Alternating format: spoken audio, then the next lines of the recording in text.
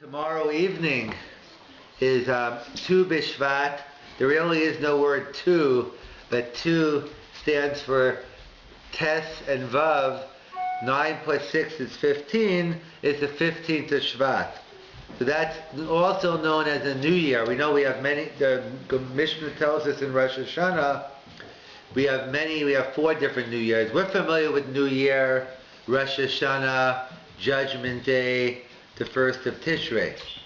And the Mishnah goes on to different types of New Years. And one of them is Tu B'Shvat, Rosh Hashanah li'Ilanos.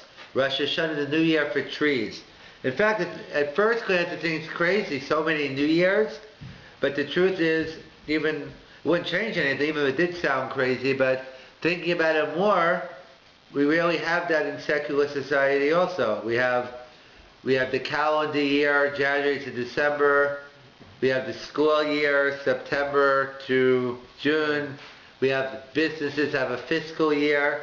So it's not like it's such a crazy concept that's unheard of. You find that throughout. There are many different New Years for different things. So it's Rosh Hashanah li'Ilanos. And basically, it's actually a discussion, because why do we have to know when the New Year for trees is? Who cares? So basically, for tax purposes, for Truma, Meiser, and also in terms of knowing what year it is. So in Judaism, it's very important to know the year of the tree, because we have halacha, the first 3 years, it's Arla, it's forbidden. The 4th year, it's Kodesh LaHashem, Net to Rabbi. And in the 5th year, it becomes permitted. So if you assuming planting the tree at the beginning, that's a discussion, but if that tree begins, you plant that tree on the 13th day of Shvat, comes Tu B'Shvat, it's year 2 already. So it's very important in terms of, practical halacha in terms of that. So interesting, it's actually a machlokes in the Mishnah. When is the New Year for trees? Tu B'Shvat, as the word indicates, is 15th of Shvat. But what is the machlokes? It's a machlokes Beis Shammai, Beis Hillel. Beis Shammai says it's already passed. Rosh Chodesh Shvat. That is the New Year for trees. And Beis Hillel disagrees and says it's 2 weeks later on Tu B'Shvat. So what is the Nekudas HaMachlokes? What is the dispute here between Beis Hillel and Beis Shammai on when is the New Year for trees? So the Gemara tells us half the story. The Gemara tells us the reason for Beis Shammai. The Gemara later on in Rosh Hashanah, I think Daf Yud Gimel Yudal, it tells us that Beis Shammai says, because that's when the majority of the rain falls in Israel. Hopefully it's not true this year or any year, but the majority of the rain has fallen, and therefore now the sap's growing, it's time now the trees going to start, the fruits are going to start coming in. So the Gemara doesn't tell us, but what does Beis Hillel say? So there's an interesting Meiri that tells us, you know what Beis Hillel's opinion is? That's when the fruit starts growing. I guess those 2 weeks, make a big difference. And Beis Hillel's opinion is, you go when the fruits actually start growing on the tree, not just the majority of rainfall, which gives us the potential. And which leads us to a very interesting, Rav Zevin has a beautiful piece in the Sefer Or LaHalacha, that he basically has he has an interesting discussion, different topic, I think he calls it Mishpat Shailak, that he goes over what happened with Shailak and the question, are you allowed to give a pound of your flesh? He goes to, if he went to a Beis Din, what would Beis Din, and he has different things on. This is where there's a lot of interesting shtickles on different things. So in the Sefer, one of his articles, he has different disputes between Beis Hillel and Beis Shammai, and he says that really, he gives a list. We'll go through a couple of them, but if you go through many of the disputes, Beis Hillel and Beis Shammai, even though in the area they have nothing to do with another one, but if you get down to the root of it, you'll see that actually they're very consistent with their view. So for instance, there's a whole discussion, what was created first? Was Shamayim created first, heavens, or was Aretz, or was the land created first. And of course, it doesn't mean literally necessarily heaven and earth. It means spiritual matters, physical matters. So Beis Shammai says Shamayim with the spiritual, and Beis Hillel goes with the Lamais. In other words, we're going to go through a couple of the spiritual. So Beis Shammai is always looking at potential. That Beis Shammai is really a thinking man's person. If you get down to the root of potential, and then you'll see everything. So you go down to ultimately Shamayim then Aretz. So I'll give you some practical ones. So we do it. One is every Motzai Shabbos we make Havdalah. And in Havdalah we make a blessing. It's not directly connected to Havdalah, but we put it in the Havdalah. The bracha of Borei Ma'orei Ha'esh, the bracha we make on light. So that's our text, Borei Ma'orei Ha'esh. We're familiar in the plural. However, it's really a machlokas in the Gemara and brachas between Beis Hillel and Beis Shammai. Beis Shammai has a different text, Shabara Ma'or Ha'esh. That in the past God created, back to Adam HaRishon, the first Boy Scout, he made the first fire, he went ahead. So he said you make the bracha in the singular. So what's the Nakudas HaMachol? So the Vilna Gaon writes, or they write in the Gra, in the Shnos Eliyahu, that this is the issue. That Beis Shammai always goes at potential. Any fire you see from after Ma'aseh Bereshis, it all goes back to the original Ma'or Ha'esh. Adam HaRishon created the potential for fires. Every fire goes back to Adam HaRishon.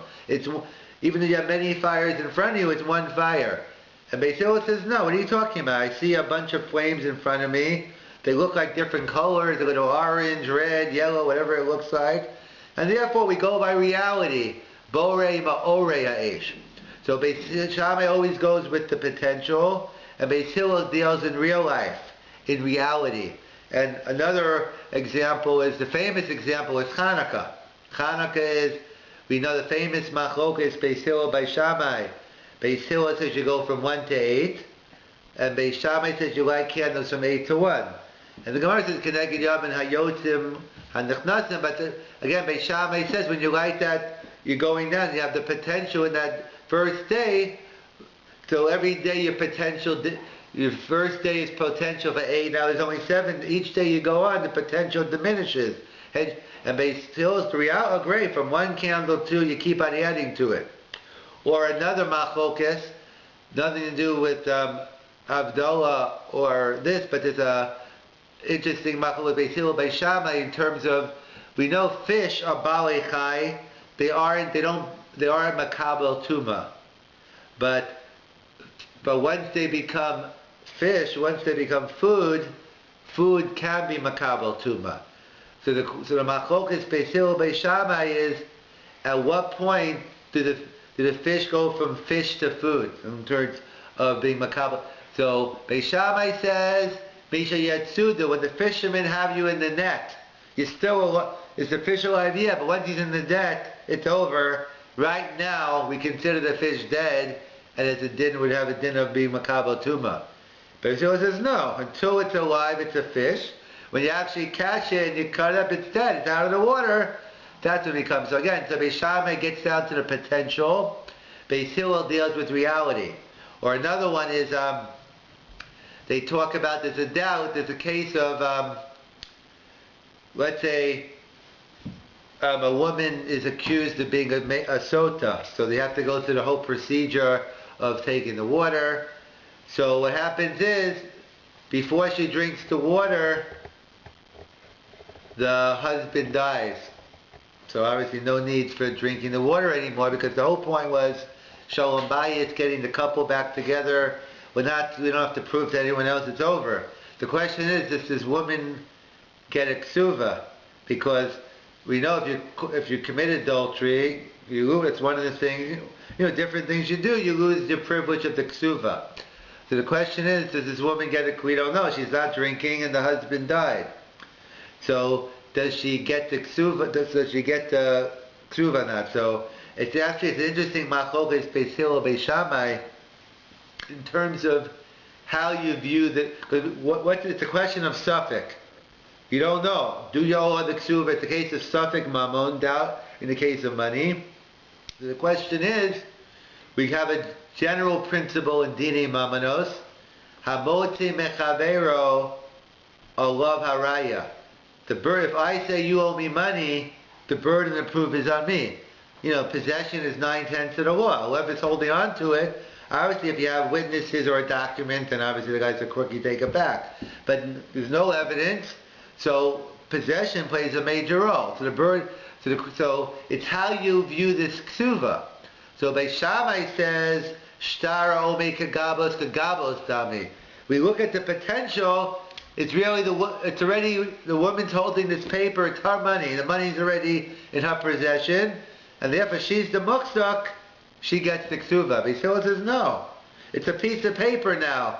It's only if you're going to get a divorce, you're separating. Does she get the ksuva? So right now it's not. So therefore it's still the husband's considered the muksak. The woman again, an independent halach in Shas, but it's the same yisod. Beis Shammai gets down to the root cause, and Beis Hillel looks at the reality. Another example: someone was writing a get. They were writing a get to the wife. They went to Beis Din. They wrote a lishma. At the end, she changed.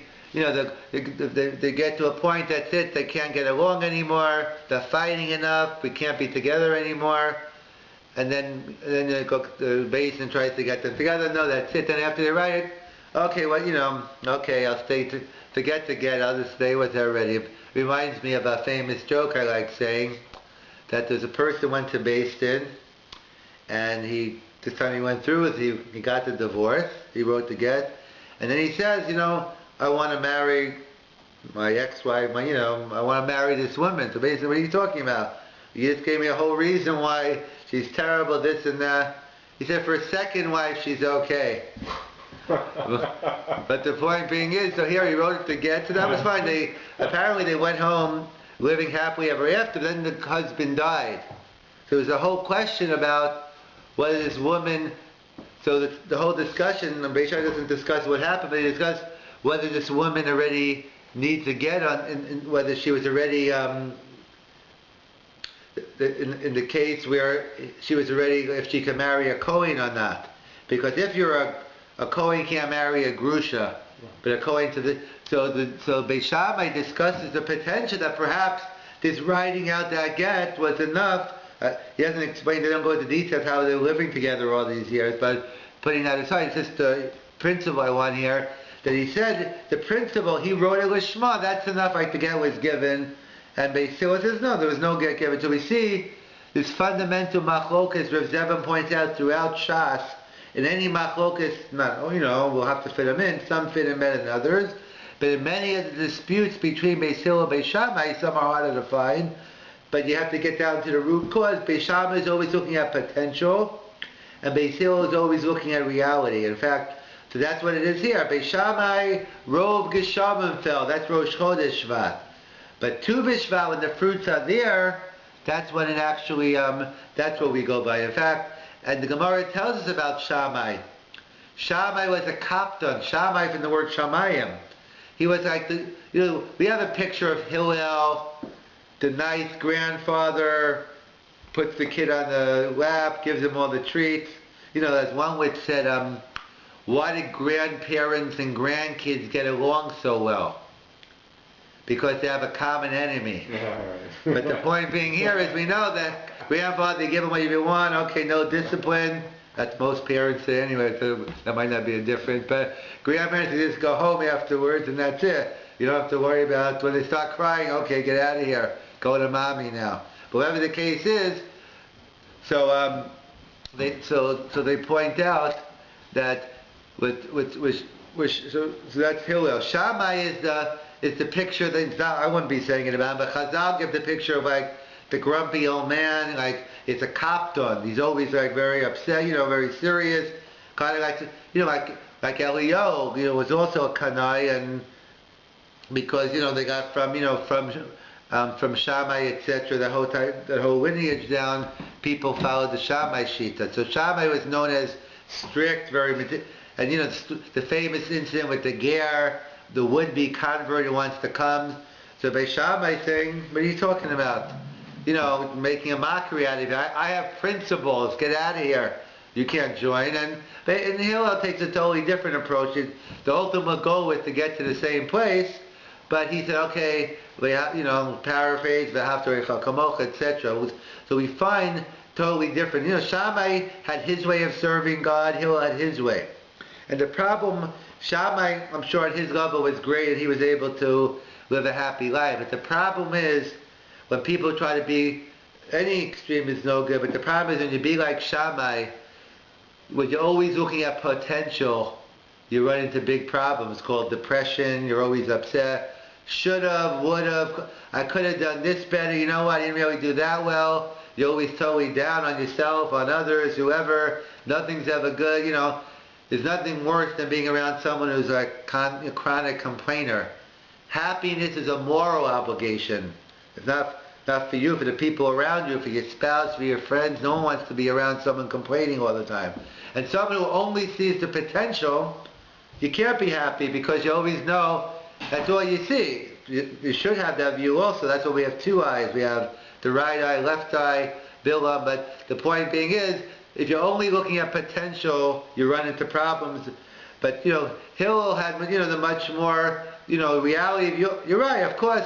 You could say, this person gave $1 million charity. Oh, great.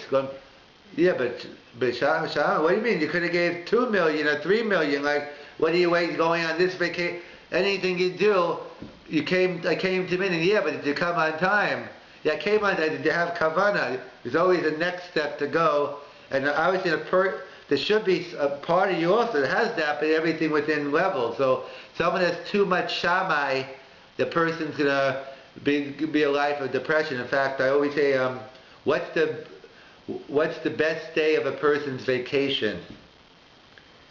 It's the day before they go. Why the day before? Because you have your wish list. Okay, so I'm gonna go to Florida. Okay, we gotta do the beach. I gotta do the pool, Disney. I gotta go to this restaurant. I'm going. So you make a list, and then of course once you get there, you're never gonna meet your list, and the potential is always greatest in the beginning, and you're never gonna leave what happened. In fact, that's why. So, just to give a couple of sports analogies. Let's say I will give you since spring training's around the corner. I don't want to talk about football because it's too cold out. We'll think of the sun. So I think there was a famous pitcher named Jim Katt. Some of you might be familiar with him. I think he pitched on the White Sox and maybe Phil. I know some other bunch of lefty. I remember. And so they spoke to him. I think after he had a good career. I don't know if he was a Hall of Famer or not, but he was a good, solid pitcher. And I think they spoke to me during his career or after his career. So tell me, what was the secret? Like, how did you become such a good pitcher? He said, you know what? I have to give credit to my first pitching coach. I don't know if it was Mel Stoudemire or not. Whoever is to my pitching coach. Why? Because I came to spring training my first year. So the pitching coach, okay, so tell me, what do you got? Tell me your pitch. My best pitch is a fastball. My curves, pretty good. My slider I have to work on, my spitball, etc. So I said, so the coach asked me, so what are you going to be working on in spring training? I guess my spitter, my slider, my curveball. He says, no, you got it all wrong. If you work on those are never going to be, they'll be okay. You, of course, work on them to make them a little better. Your pitch is the fastball. If you're going to make it in the majors, you got to go with what you're good at. Your fastball is going to be your pitch. It's good. Obviously, you improve on the other ones, you set them up. But the bottom line is, you work on your strength. People always make the mistake, and that's just, taking the Shammai, especially with their own kids or students. And like a person will say, oh, but he's, my kid's so bright, but he's lazy. Or as opposed to, if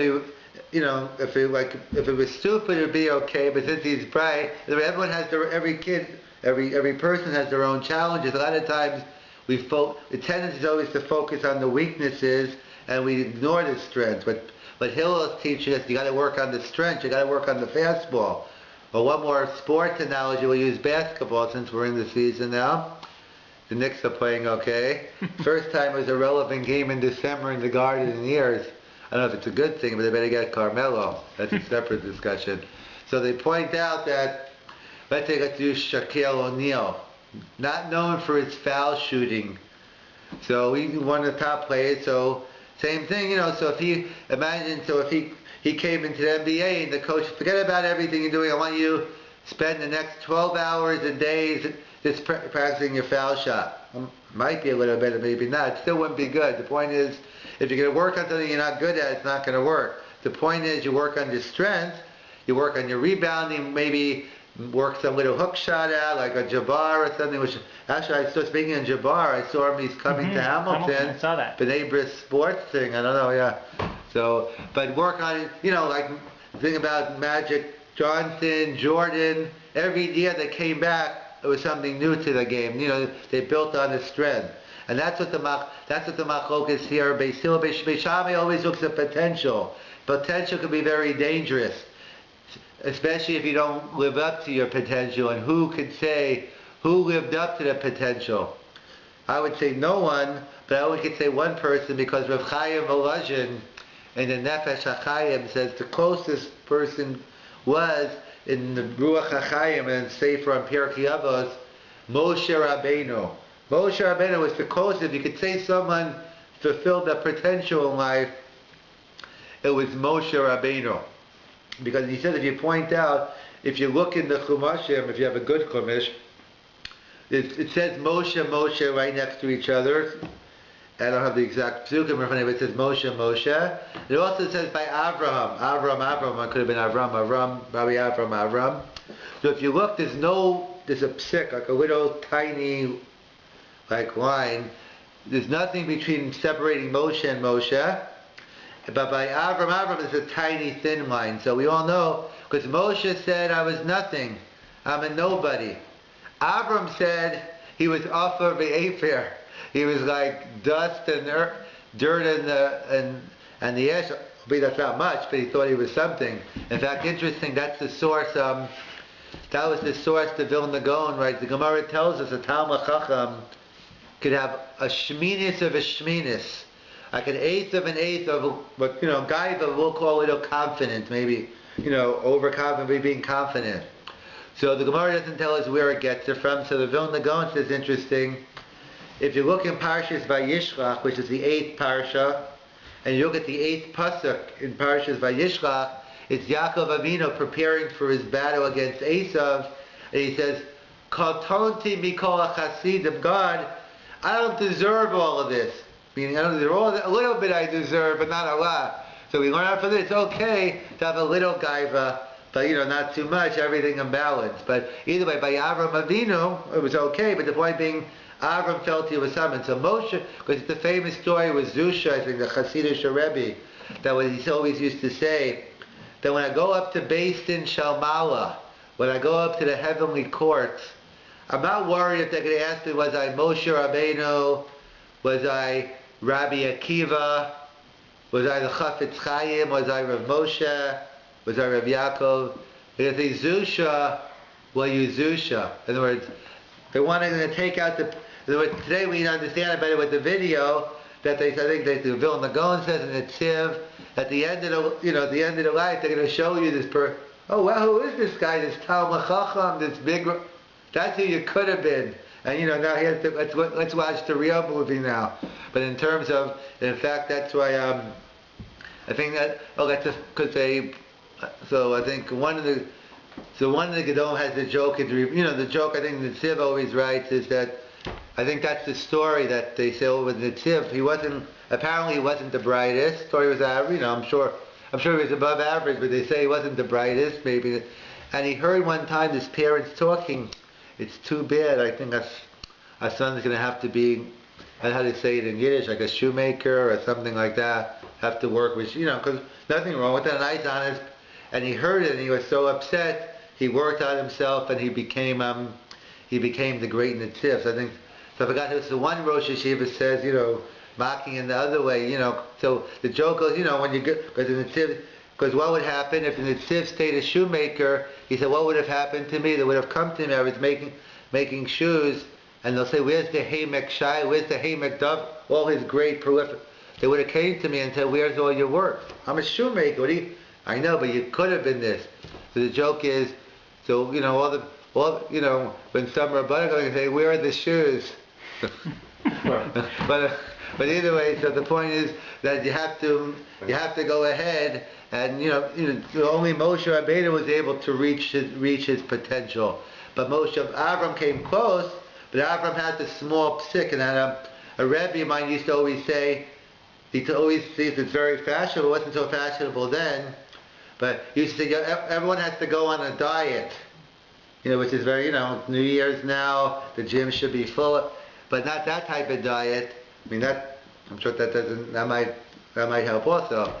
There's a mitzvah to take care of yourself, but the diet, everyone's going to have a letter, something between the names. You're trying to whittle down that line. You don't want some big fat line, some big fat box in between. Our goal is to try. We're never going to be Moshe Rabbeinu, and we don't have to be. We just have to be and that's what the Machlokas Beis Shammai Beis Hillel, and that's what Tu B'Shvat is. Tu B'Shvat, that we realize we live in the world of reality. To live in the world of potential can be very depressing and harmful. We don't paskin Rosh Chodesh Shvat.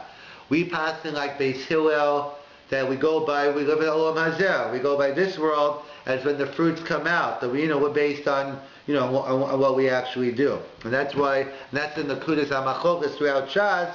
But that's why Beis Shammai says Rosh Chodesh Shvat, because that's the potential, all the water, and we have Beis Hillel saying the issue with when the actual fruits take place.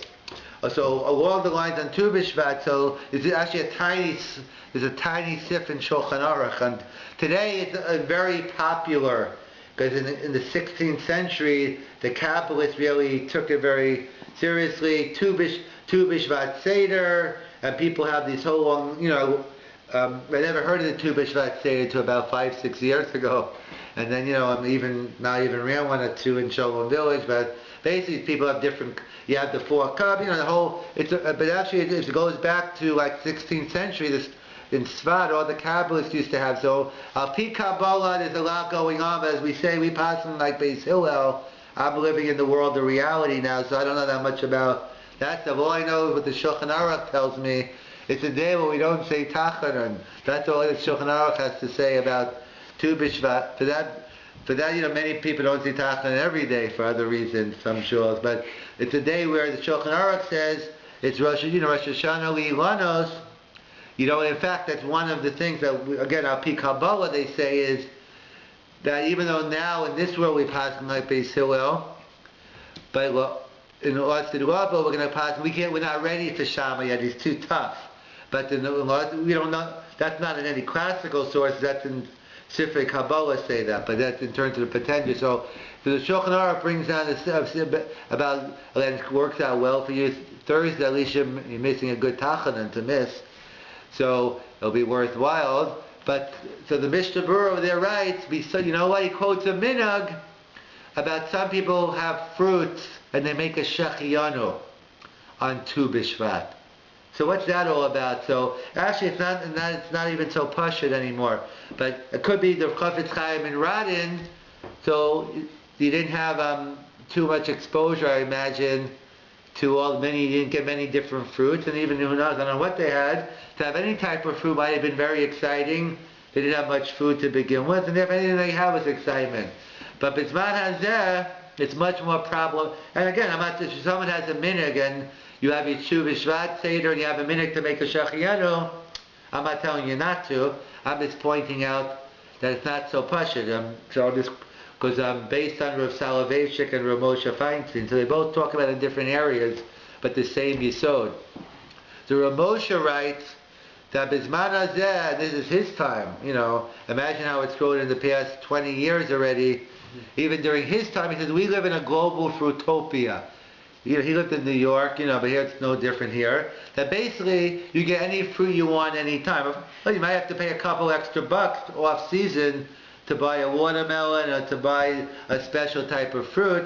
But basically, everything's available. I had a watermelon yesterday, I can have it today, cantaloupe, or whatever fruits, whatever you go for, grapefruits, oranges, apples, they're all available all the time. And even if you personally didn't have it, the fact that it's available, shows part of the Shechianu is to share in the excitement of it.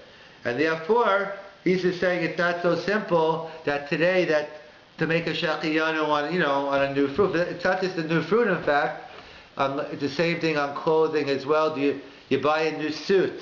Do you make a Shechianu? So, if you look at the straight postum, it seems yes, but the Rav Selevan felt differently. He said, that was during those days when did you get a new suit? If you're lucky at your bar mitzvah, if you're really lucky at your wedding again, if you're really lucky, maybe when you had your first kid. But today, if you live here every day, there's another sale, this sale, that sale, like buying a new suit, maybe you could argue a new car if you bought one. People buy new cars every couple of years. But even now, it's something that Shechianu has to be associated with excitement. So the Rav felt it wasn't so simple. He felt not to make a Shechianu on your buying today. What does a new suit mean to you? Buy a new pair of pants, shirt. Again, if people have a minhag. See, there's a big difference in the Shechianu you make on, let's say, a new fruit, and Shechianu you make on Yontif. Because Shechianu you make on a Yontif, that's a chiyuv. That's a chiyuv that or on a mitzvah, let's say, on shofar, a lulav, on a mitzvah that comes every year, but not tadir, so you make a bracha on it. But the Shechianu you make on a Yontif, that's on the Kedushas Hayom. That brings in the sanctity of the day. So that's a totally different type of Shechianu. The Shechianu you're making on a beg was always a rishus. It was optional. It was a subjective thing. And you felt that excitement, you went ahead and make a bracha. But he says today today new clothing, it's not the same as it was 50, 60, 100, 200 years ago, and therefore combining both, it's not just them, but combining both Rav Moshe and the Rav, it's not so simple. You make a Shechianu just on fruit. I really make a Shechianu. I'm not excited as easily either, but I'm not saying anyone else. It's very rare. I don't make any Shechianos on clothing and that. I go with that school, so it's not the same. In theory, if something you're going to do once every 20, 25 years and it's really exciting, yeah, you're rishus and you should do it. But I'm saying things on buying a shirt, pants, tie, shoes, that doesn't do it for me anyway. And therefore we do it so often. So therefore, even though, so Machaber brings down in Shulchan Aruch, he brings down the issue of no tachanan. He brings down, but he says there's no tachanan. That's all he said. But the Mishnah Berurah brings down the minhag of making a Shechianu. But even if he did that, then Rav Moshe, Rav Selevan, others feel that's not so simple. Again, if that's your minhag, you could do it. But they felt against not to make a Shechianu. There's nothing wrong with eating a lot of fruits on Tu B'Shvat. Anyway, it's the Rosh Hashanah, Lilanos have the different. You can have the Seder if you want to, but have the different fruits, and some say specifically from the Shevat Aminam. I know during my day, I remember in school back when I was in elementary school, they used to give out these little bags and these to me they were I probably feel the same way now, but imagine how it felt 40 years ago. I guess it was bucks, all the stuff, I didn't even know what it was. This dry food was hard. Everyone used to throw it at each other, throw it at the teacher or whatever you did. But in terms of, it's no one ate that stuff, and I didn't even, at that point I didn't even know what it was. I wasn't, nor was I interested. I just went for my chocolate bar, or something with sugar in it. But the point being is, so there's some have a minhag of buckster, that's on the carob. That's the story with Choni Hamago, which they tie into with Tu B'Shvat, that the famous story, the Gemara in Tainus and other places go into it, that he saw a man planting a tree. He said, so what are you doing planting a tree? When's it going to grow? I don't know, about 70 years. Are you going to be a Rav? And no. But my grandkids, look at this tree. If my grandfather went to plant it, I would have a tree. Okay. So what happened, story goes, he fell asleep, was one of the best. I guess they should try to get their medicine in terms of sleeping pills and that. It really worked. He dozed off for the next 70 years, and he was, he was covered up, no one saw him. And then after 70 years, he wakes up and he sees this guy who looks like the person he was speaking to. He said, are you the one, are you the one who planned it? He said, no. My grandfather, he's the one who did it. So, then he realized, and he went home, and his family, no one believed who he was. And then that sad story at the end, that woe to the person who has, you don't have, if you don't have friendship, you don't have life. And, basically, again, which isn't, obviously, it's not a heter for suicide or anything like that, but in terms of you just see, you see how true it is anyway, that what it means to say a person, which is still a person needs reason to live. You need meaning in your life. No, whatever the meaning is going to be, you can fool yourself. There's a meaning, real meaning, fake meaning, but you have to have some reason. So if not, so to speak, you lose your cheshek, for living, so to speak. So that the custom where people have the carrots and the carrot trees and all that. I guess choni amago, the cycle, the circle of life, and all of that. And that's what I guess the minig of the carob trees. Also, they say it's called Rosh Hashanah le'ilan. It's in singular. Why not Rosh Hashanah le'ilanos? In many trees. So they point out because the Bnei Yissaschar in the Hasidic Sfarim point out that Rosh Ilan is a specific tree. It's referring to the Ilan, the tree of the esrog that make sure you plant the tree that you're going to be able to do the mitzvah next year of the 4 species. And that's why they point out, and Api Kabbalah, Tu B'Shvat, they have a field day in terms of connecting fruits to Adam and all that, but we stay here, it's called the halachic spectrum. We keep to most, the halachic realm, one that I understand more than the Kabbalistic realm, in terms of those are some of the issues of Tu B'Shvat. You have the fundamental machlokas Beis Hillel Beis Shammai regarding as a Rosh Chodesh Shvat or Tu B'Shvat, and we saw the fundamental potential versus reality. We went through many different disputes. We had Shamayim Va'aretz in the much more spiritual realm. Shammai Hillel is in the reality. We had Havdalah, Borei Ma'ora Eish or Borei Ma'ora Eish, or if it goes by a single fire or many. What point does the fish become food in terms of Makabel Tuma? When we look at a document, is it a document only, or it's like the woman already collected the money or not? And as well as the issue of writing how to get it, and all these things, it gets into potential. And we live in the world, and we live in the world of reality. It's good to focus on your potential, all within reason, but we have to realize, we have to focus on the reality. That's why we celebrate Tu B'Shvat on Tu B'Shvat, not on Aleph, not Rosh Chodesh. And that's why we said and we observe it by no tachanun on the minig is to skip tachanun on Tu B'Shvat.